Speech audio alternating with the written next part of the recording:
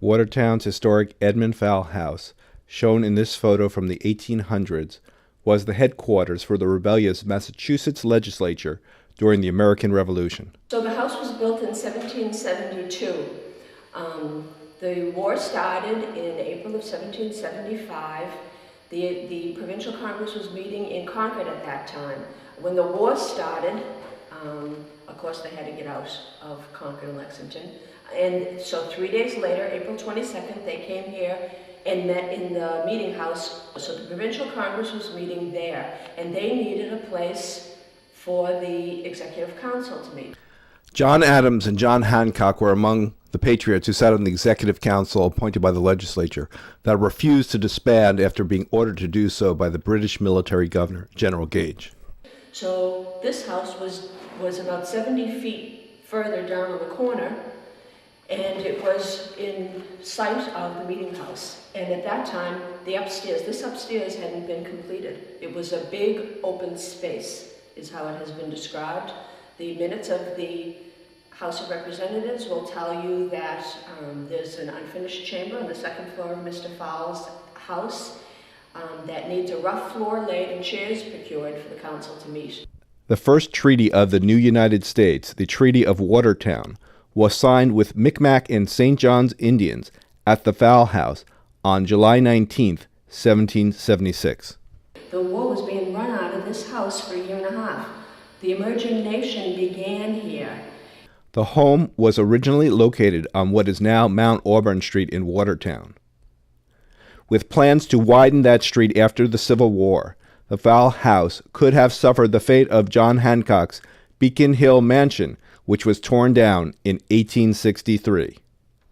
To save it, noted architect Charles Brigham bought the home, moved it to its present location at 28 Marshall Street, and subdivided it into 2 units. Brigham's best-known work is the design of the Mother Church of Christian Science.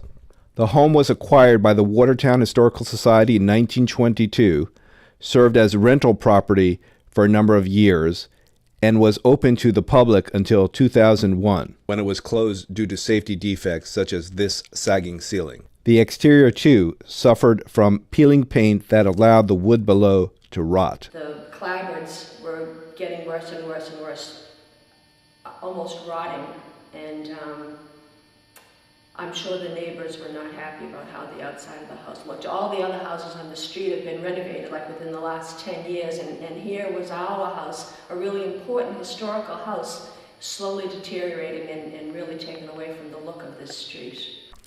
In 2004, the state provided $500,000 to restore the home. Here, the outside has been stripped of its paint. A dormer added at a late date has been removed, restoring the exterior to its appearance in 1871. The interior, however, has been restored to its presumed appearance in 1775. This leads to some anomalies. They discovered that a window was originally here, and they discovered that the doorway to outside was originally here. There's an old threshold underneath this recreated one, and we recreated this door. Actually, North Bennett Street school students did, and it actually now goes to nowhere. There are clapboards on the outside of the house where the door used to be, so you can't even tell on the outside that this door is here. The house retained its 1871 layout throughout all the years the Historical Society owned it. One of the goals of the renovation was to restore the interior to its appearance when it hosted the Patriots' Executive Council. But there was uncertainty even as to the location of the executive chamber. After studying hidden layers of paint and woodwork, architectural conservator Andy Latigo determined that these 2 rooms on the second floor had once been a single L-shaped chamber. This was where the Patriots met. To restore this great room, bathrooms and small windows added by Brigham were eliminated.